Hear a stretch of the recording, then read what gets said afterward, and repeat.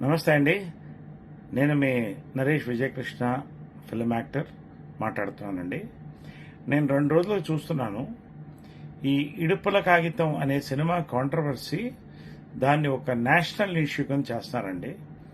సరే, సినిమా వాడిగా ఒక సినిమాకి అటెన్షన్ వస్తున్నప్పుడు సంతోషపడతాను, కానీ మన తెలుగు భాషలో ఒక మాండలికాన్ని ఎవడో ఒకడు నెటిజన్ కోట్ల మందిలో ఒకళ్ళు ఇద్దరు ఏదో కమెంట్స్ చేశారని దీన్ని ఎంత ఇష్యూ చేసి ఒక గొప్ప మాండలికాన్ని అవమానం చేయడం అనేది తెలుగువాడుగా మనమందరం సిగ్గుతో తల ఉంచుకోవాలండి.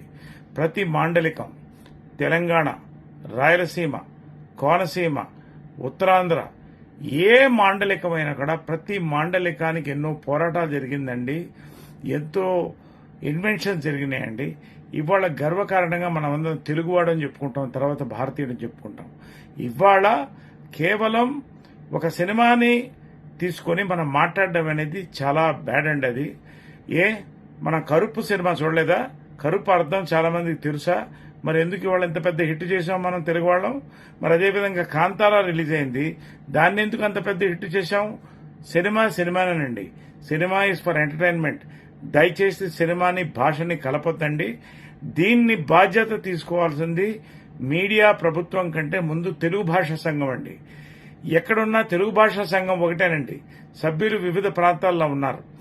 అందరూ కూడా దీని బాధ్యత తీసుకుని దీన్ని వెంటనే దీని మీద అందరూ మాట్లాడుకుని ఈ కాంట్రవర్సీని ఇక్కడితో క్లోజ్ చేసి మన తెలుగు భాషను మనం కాపాడుకుందామండి.